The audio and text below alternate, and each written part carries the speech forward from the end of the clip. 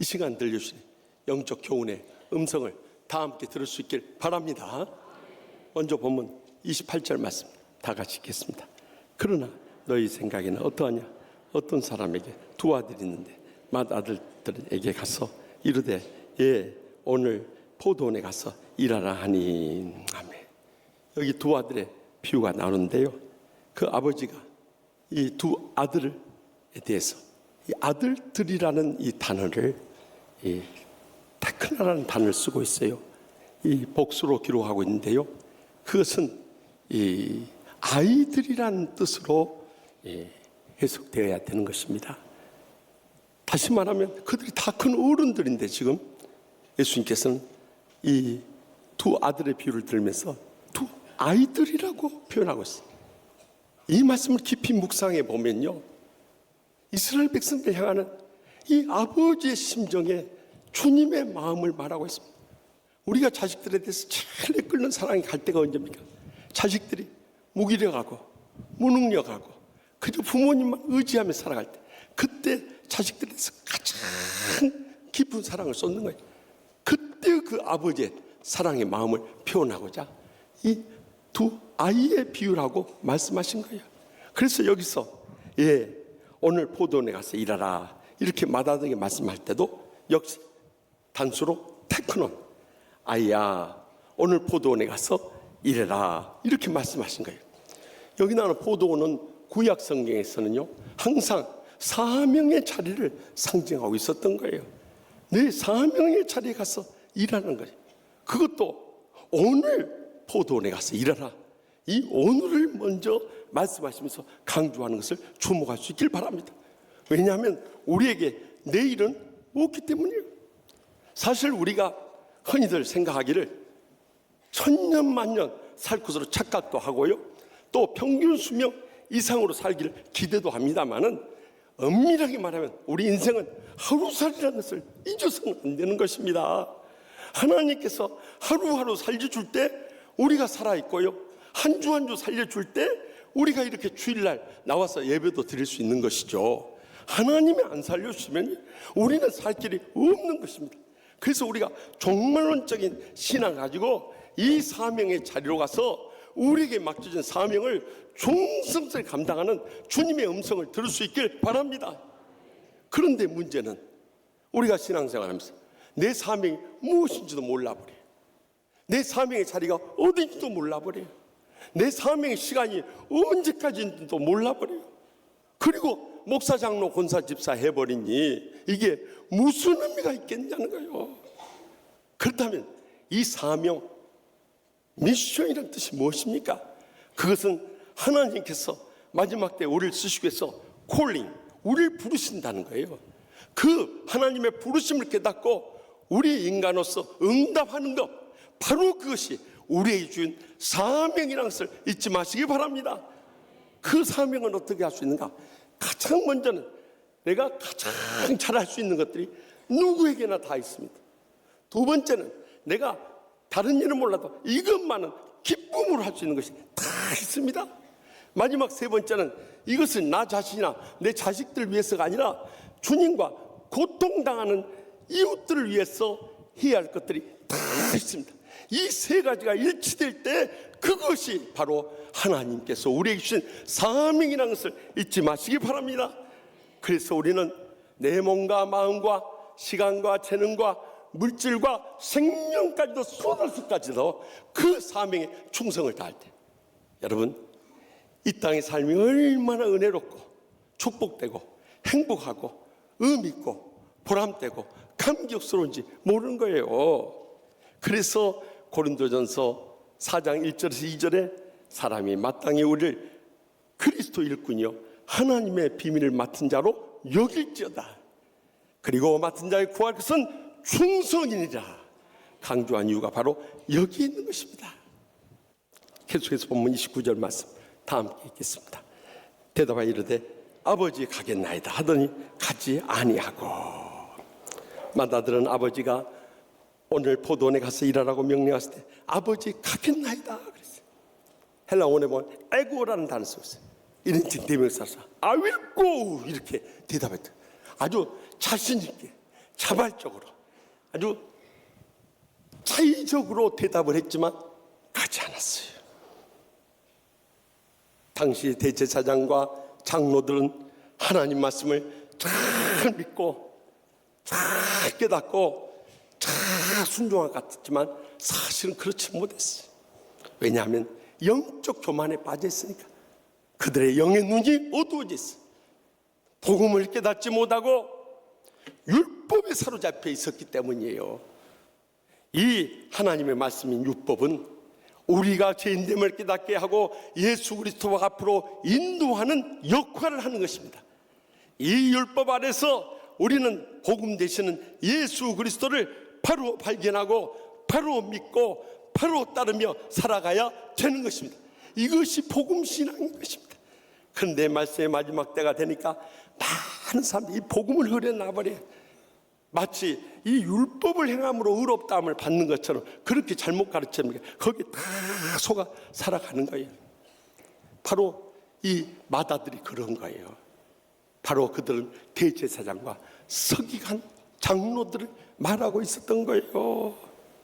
저는 이 말씀을 묵상하는 가운데 이 말씀의 마지막 때에 마다들이 누구인가? 저는 일본에 가서 이 말씀을 묵상하는 가운데 저에게 뜨겁게 와닿는 감동이요, 이 마다들은 일본이다 하는 성령님의 깨우침의 음성이 들리는 것 같아요. 왜냐하면 일본은요 우리보다 100년 전에 복음을 받아들였어요. 1549년 8월 15일 제수잇 신부였던 프랜시스 자비엘 이 선교사를 통해서 일본에 우리나라보다 훨씬 먼저 복음이 전했으니까 그들이 받아들임에 틀림이 없죠. 그 뒤로 전국시대 토요토미 히데요시가 천하를 통일한 후에 1587년 기독교 금교령을 내리면서 약 300년 동안 30만 명이 순교당하는 피 흘리는 그 말할 수 없는 고통을 겪어야 했던 거예요. 그 뒤 1873년 메이지 유신 때 비로소 기독교 금교령이 해제됨으로 인해서 선교가 활발하게 일어나가지고요. 사실 일본은 우리보다 복음 혜택을 훨씬 더 많이 받았어요. 왜냐하면 대부분의 선교사님들이 일본을 먼저 가고 그 다음에 우리 조선으로 왔기 때문이에요. 그래서 일본에 가서 보니까 500개의 대학교가 있는데 그 중에 100개 대학이 크리스찬 대학이 우리나라보다 훨씬 많은 거예요. 이런 은혜를 입었는데요, 그들의 마음이 얼마나 강팍하고 완악하던지 지금 1억 2,700만 인구 가운데 개신교, 캐톨릭, 이단까지 전부 합해서 1.1% 190만밖에 안 되고요, 개신교만 한다면 0.47% 약 60만 명밖에 안 돼요. 우리나라가 개신교가 800만 명이라면 거기에 비하면 엄청나게 적은 거예요. 왜 일본이 먼저 믿었던 마다들이었지만 이렇게 복음화가 안 됐냐? 거기에 중요한 이유를 몇 가지 생각해봐요. 첫째는 그들에게는 800만 잡신을 섬기는 우상 숭배에 빠졌어요. 그들의 가정이나 가게나 동네나 나라 어디를 가든지 신사를 세워놓고 그곳에 우상 숭배를 하고 있어요. 사탄이 온갖 잡신을 섬기게 하는 그런 문화를 가득 흩어놔버린 거예요. 두 번째는 화해 문화, 이 화목하게 함의 이 문화 속에서 그들의 가정이나 시족이나 또 단체나 나라의 어떤 전통이나 분위기를 외면할 수 없도록 만들, 외면했다는 바로 이지매를 당해 왕따를 당할 수밖에 없도록 만들어놨기 때문에 그 사회의 전통과 분위기를 헤어나올 수 없도록 만들어놨다는 사실. 세 번째 이유는 그들은 룰이라는 것을, 원칙을 철저히 중시하고 그것을 벗어난 사람들은 신뢰하지 않는 그런 철저한 문화에 딱 갇혀있기 때문에 그래요. 그래서 일본 사람들은 겉으로는 다 자기 모든 예의를 잘 지킨 것 같지만은 속으로 나름대로 다 비판하고 판단하고요, 또 그러다 보니까 마음이 좁아지고 어둡고요, 또 그런 가운데 푹푹 썩어가지고 불행과 고통에서 헤어나지 못하는 이 율법 문화에 사로잡혀 있는 자들이 바로 그들이었던 거예요. 이번에 한일 관계에 문제 터진 것도 바로 이 율법에 매여 있기 때문에 우리하고 큰 관계의 이 분열이 일어나게 된 거예요. 그들은 1965년 한일 기본 관계에 관한 조약을 통해서 이미 국가 간의 배상이 끝났다고 믿었던 거예요. 그런데 우리 대법원에서 이 개인적인 징용의 배상을 해야 한다 하니까 그것을 이해할 수 없었던 거예요. 그들의 문화에서는 이해할 수 없는 사실이에요. 완전 신뢰가 져버린 거예요. 이건 더 이상의 우리의 우방이 아니다 판단해버린 거예요. 이런 혼란이 와버린 거예요. 그러나 여러분, 분명히 기억하세요. 율법으로 우리의 한계를 다 판단하기 시작하면요, 여러분, 세상에 우리가 믿을 사람 없고 의지할 사람 없고 옳다고 생각하는 사람 아무도 없어요. 우리 자신도 마찬가지예요. 율법이 잣대로 되어버리면 우리는 다 지옥 갈 사람이에요. 그래서 주님께서 우리의 구원의 복음을 전해 주셨던 것입니다. 갈라디아서 2장 16절에 사람이 의롭게 되는 것은 율법의 행위로 말미암음이 아니요 오직 예수 그리스도를 믿음으로 말미암는 줄 알므로 우리도 그리스도 예수를 믿나니 이는 우리가 율법의 행위로서가 아니고 그리스도를 믿음으로써 의롭다함을 얻으려 함이라. 율법의 행위로서 의롭다함을 받을 육체가 없느니라. 믿습니까? 이것을 그들은 모르는 거예요. 우리의 율법의 행위로서는 완전한 자가 아무도 없기 때문에 예수님께서 십자가에서 우리의 죄악과 상처와 질병을 다 대신 지게 해주셨는데 이것을 받아들이지 않겠다. 어떤 융통성도 화해도 협상도 용납할 수 없었던 거예요. 그래서 지금 한일 관계가 급속도로 냉각기에 접어들고 만 거예요. 마지막으로 본문 30절에서 31절 말씀 다 같이 읽겠습니다. 둘째 아들에게 가서 또 그와 같이 말하니 대답하여 이르되 실소이다 하였다가 그 후에 뉘우치고 갔으니 그 둘 중에 누가 아버지의 뜻대로 하였느냐 이르되 둘째 아들이니라. 예수께서 그들에게 이르시되 내가 진실로 너희에게 이르노니 세리들과 장녀들이 너희보다 먼저 하나님 나라에 들어가리라. 아멘. 둘째 아들은 맏아들과 틀렸어요.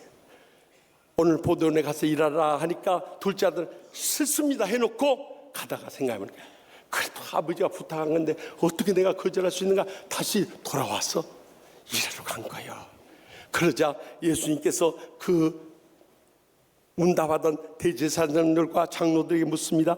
이 둘 중에 누가 아버지의 뜻대로 하였느냐. 그러니까 이 대제사장들과 장로들이 둘째 아들이니다 하고 대답. 알기는 잘 알아요. 그러자 주님께서 계속해서 말씀하기를 내가 진실로 너에게 이르노니 세리들과 창녀들이 너희보다 먼저 하나님 나라에 들어가리라 하고 마지막 이 비유를 결론 맺습니다. 그러면 이 맏아들은 하나님의 말씀대로 행한 것 같았지만 실제로 행하지 않는 대제사장과 장로들이었고 이 둘째 아들은 하나님 말씀대로 행하지 않는 것 같지만 실제로 마음으로 회개하고 변화되어서 믿음으로 살아가는 세리들과 장녀들이었다는 것을 보여주고 있는 거예요. 그런데 이 말씀에서 우리가 한 가지 찾아볼 수 있는 중요한 포인트가 있습니다. 그것은 뭔가 하니 여기 세리들과 장녀들이 너희보다 다시 말하면 대제사장들과 장로들보다 먼저 하나님의 나라에 들어가리라 하면 세리들과 장녀들이 먼저 들어가고 그 다음에 대제사장들과 장로들 또 들어간 줄로 우리가 오해할 수 있다는 거예요. 그런데 이 성경이 기록된 헬라어 전에 그때 당시에 이 일반 유대인들이 쓰던 언어는 상용 아람어였습니다. 이 아람어에는 비교급이 존재하지 않는다는 사실이. 그러니까 이 말씀은 헬라어로 번역되는 과정에서의 오류를 가져왔다는 것을 신학적으로 우리가 지적하지 않을 수 없다는 거예요. 그 예가 또 누가복음 18장 14절에서 또 한 번 되풀이됩니다.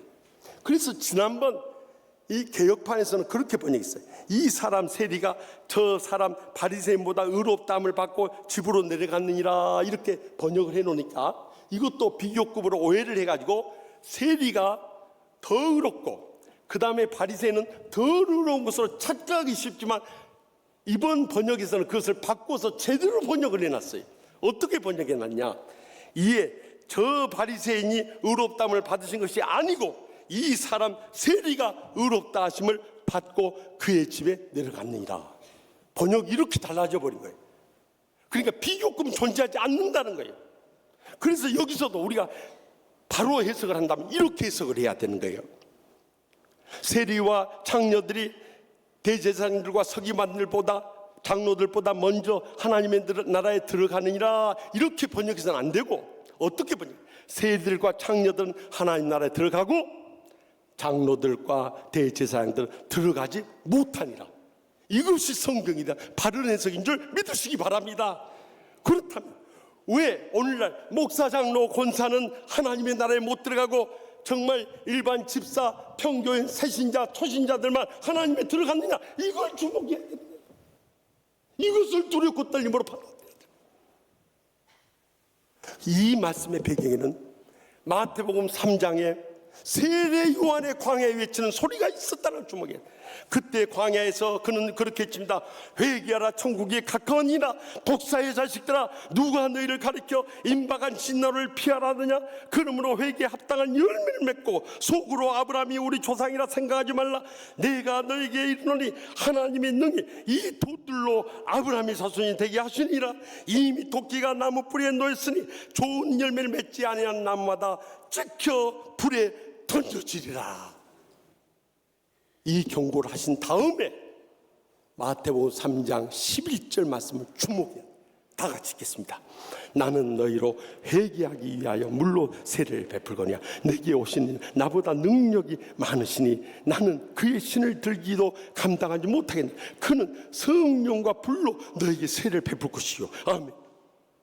그때 당시 세례 요한의 때는 성령이 땅에 역사는 하고 있었지만 성도들이 임하지는 않았습니다. 오순절날 성령이 임함으로 인해서 성령의 역사가 그들에게 나타나기 시작했던 거예요.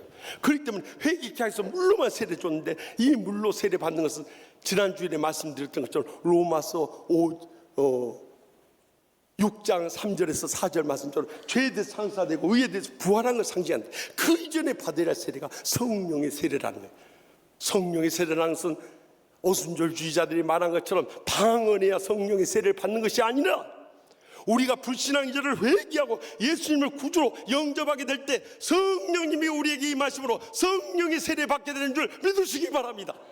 그래서 예수 그리스도를 주라 시인할 수 있는 것은 성령에 의지하지 않고는 할 수 없다고 주님께서 말씀하시듯이 고린도전서 12장 3절과 또 12장 13절에 보면은 유대인, 헬라인이나 종이나 자유이나 다 성령으로 세례를 받아 한 몸이 되었고 다 한 성령을 마시게 하셨느니라. 우리가 성령의 세례를 이미 받으신 줄로 믿습니다. 그 다음에 받아야 할 세례가 있는데 그것이 불세례라는 거예요. 우리 어렸을 때만 해도요, 부흥상 강사들이 일구동성으로 외쳤던 것이 성령의 불 받으라, 불 받으라, 불 받으라 그랬어요. 그러면 어른들이 불 받는다고 입 열고 우리도 어렸을 때 그 흉내 낸다고 입 벌고 그랬어요. 요즘에 어떤 주의 종들이 성령의 불 받으라는 소리 하고 있느냐는 거예요.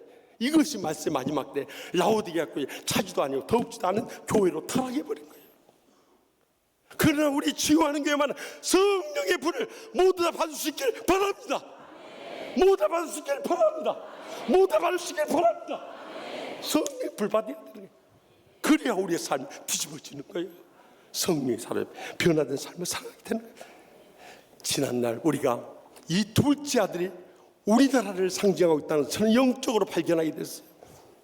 왜냐하면 우리 어렸을 때부터 우리 선조들이 성령의 불 받기 위해서 그래서 세리와 같이 업신여기고 우리 할아버지들이 저기 일본어 중용으로 끌려서 탄광에서 이 무인도에서 정말 죽어라고 이러고 전쟁터에서까지 끌려갔어요. 또 우리 할머니들은 종군 위안부로 끌려가서 그 인생 다 칠바비는 처참한 가운데서 우리 한국은 그대로 이 역사 속에 사라진 줄 알았어요. 그런데 하나님께서 밤이나 낮이나 성전에서나 토굴에서나 울부짖는 국내에서나 일본 땅이나 만주 땅에 끌려가서 울부짖는 우리 선조들의 기도를 외면하지 않는다는 것을 잊지 마시기 바랍니다. 그래서 우리나라 정말 2차 세계대전 승전함으로써 기적적으로 광복의 이 기쁨과 영광을 누리게 된 것입니다. 우리는 끌려다니면서 성령 은혜 사모함이 울부짖은 것밖에 없는데 하나님은 이 역사 속에 기적적인 강복의 은혜와 또한 이 조국 번영의 축복을 하나게 주신 거예요. 전 세계 어딜 다녀봐도 저는 정말 자랑스러워요. 애국에 갔다가 인천공항에 딱 도착한 순간 주여 천국으로 돌아오기 주니 감사합니다. 아멘도 안 한 거 보세요. 꼭 지옥에서 한번 살아봐야 여러분 정신 차리실랍니까? 일본만 갔다 와도 이 하네다 공항 갔다 왔습니다만 하네다 공항에서 또한 나리타 공항 갔다가 와도 한국만 하도 주여 천국은 감사합니다. 미국이나 유럽 어디를 가도 옛날에는 제가 유학할 때만 해도 소니, 패너소닉 이 전자제품 일본제로 가득한 거였어요. 지금은요 소니, 패너소닉을 찾아볼 길이 없어요. 뭐예요? 어떻게 그렇게 잘하세요? 이제 본 것이 기억나는 모양이요. 샘성 또 LG 우리나라 제품 가득합니다. 전자제품 산업이요 이제는 일본을 앞서가 작년부터 앞서가 버린 거예요. 그뿐만 아니라 우리나라 사람들은 우리 후손들만 봐도 너무너무 잘하고 축구도 보십시오. 지난 목요일날 아우디컵에서 토트넘에 우리 손흥민 선수가 우승하는 거 보셨습니까? 그런 거 안 보고 뭐하고 삽니까? 그런 거나 좀 보면서 설교에 도움 받으시오. 에? 그뿐만 아니라 야구는 또 저기 미국의 최신수가 사이 영상의 이 가장 유력한 후보로 또 사이 영상이 뭔지도 몰라. 최고 투수상에 지금 가장 유력한 것. 그뿐만 아니라 저기 유럽에서는 우리 한국의 고진영 선수가 미국 프로골프 프랑스 에비앙 이 챔피언십에서 지난 월요일에 우승해가지고 세리머니를 하는데 태극기 행글라이트 타고 하늘에 내려와가지고 태극기를 얹혀주니까 다 입고 이렇게 폼 잡고 이거 보셨습니까? 이렇게 전 세계를 다 휩쓸어. 그뿐만 아니라 방탄소년단 전 세계 이 청소년들의 우상이 우리나라 방탄소년단인 것 지난번에 말씀드렸잖아요. 그러면 남자만 있습니까? 여성 걸그룹의 트와이스를 아십니까? 그런 것도 모르고 뭘 믿고 계십니까? 하기야 주님만 알면 됩니다만 이번에요 하네다 공항에 도착하자마자 우리 선교사님들이 환영을 나왔어요. 그중에 우리 교회에서 파송한 강태영 선교사님, 최정미 선교사님 사이타마에서 선교를 하는데 그 딸 이 애은이가 같이 나왔어요. 그래서 저는 우동을 좋아하니까 같이 우동 먹으러 가자. 그래서 쭈루동탕이라고 하는 일본에서 우동 제일 잘하는 하네다 공항 가면 꼭 사드세요. 내 이름 대고 가서 드시고 계산하고 나오세요. 그래가지고 거기 가서 쭈루동탕 거기는 보통 먹으나 꽃배기 먹으나 산꽃배기 먹으나 값은 똑같아요. 그러니까 삼꽃배기를 꼭 시키세요. 그래서 삼꽃배기를 먹으면서 그 딸에게 물어봤어요. 내 마음의 소원이 무엇이냐? 목사님 저 트와이스 만나는 거예요. 매일 트와이스 만나서 포옹 한번 하고 사인 받도록 해달라고 매일 기도하고 있어요. 근데 그 순간 제 마음속에 뜨거운 감동이 하나님 아버지 이 딸의 기도의 응답에 주시옵소서. 트와이스 만나는 게 소원이라는데 주님 트와이스 한번 만나게 못 해줄 수 있습니까? 제가 하겠습니다. 그래 내가 만나게 해주마. 한국 가서 수소문 해가지고 트와이스 누구를 제일 만나고 있어? 일본인 출신의 사나를 만나고 있어. 그래 사나 만나게 해주마. 그 사나는 사나. 그래서 사나를 만나게 해주려고 약속을 하고 왔는데 제가 트와이스를 합니까? 사나를 합니까? 누구를 하냐 이거요. 약속을 해놓고 오면서 걱정이 되는 거예요. 여러분 가운데 혹시 아는 사람 있으면 꼭 연락을 해주세요. 내가 살 길은 그것밖에 없는 거예요. 여러분 우리나라가 이렇게 자랑스러웠어. 어떻게 이게 가능하냐? 우리는 성령 은혜를 체험하고 사모하면서 믿음으로 산 것뿐인데 하나님 아버지께서 세계적인 나라로 축복을 해주시고 귀하게 쓰시고 영광도 주시더라 이거예요. 이 모든 것이 무엇을 위한 것이냐 이거예요. 무엇 때문에 이 복을 주시냐? 우리가 맡겨진 이 선교적 사명 붙잡고 믿음으로 일었을 때 바로 여기에 이 두 아들의 비유의 교훈에 영적인 깊은 은혜가 있는 줄 확실히 믿습니다.